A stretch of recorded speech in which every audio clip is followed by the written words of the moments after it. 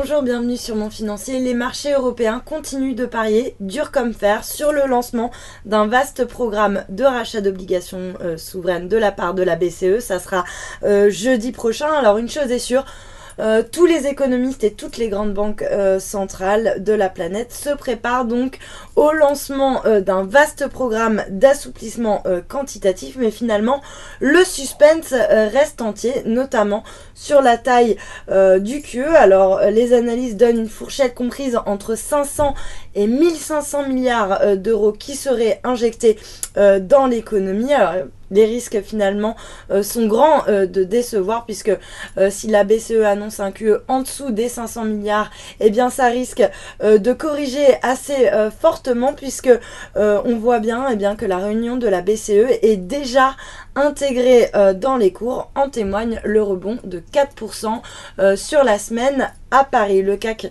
qui reste d'ailleurs bien orienté, avec un marché qui s'adjuge un peu plus de 1% autour des 4440 points, après un test au plus haut dans la journée à 4463 points. À noter également que la tendance est soutenue par le bond de l'indice ZOO, qui reflète donc les perspectives économiques des investisseurs en Allemagne. Un ZOO qui s'améliore, c'est plutôt de bon augure pour la croissance économique en Allemagne, et ça soutient bien sûr tous les marchés financiers qui s'inscrivent dans le vert. Du côté des valeurs, c'est justement le secteur bancaire qui anticipe donc un QE souverain de la part de la BCE, qui est particulièrement bien entouré aujourd'hui. On a Société Générale qui bondit de plus de 4% dans son sillage, BNP qui grimpe de 1,6%, puis également sur le SBF 120, Natixis qui gagne un peu plus de 2,2%. À l'inverse, le secteur pétrolier, lui, reste en territoire négatif. Technip par exemple et lanterne rouge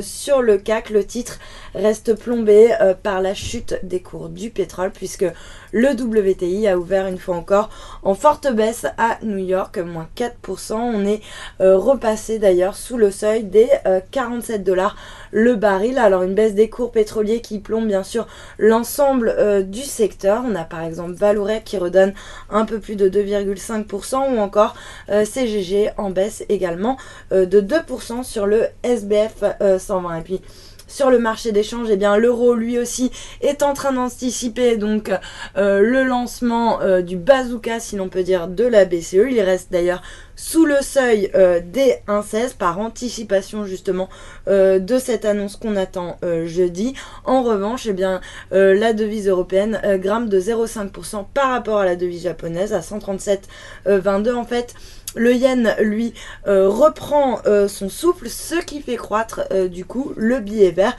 de 0,55% par rapport au yen, pour s'échanger autour des 118,44 yens. Voilà pour le point marché. Passez une excellente soirée, à demain.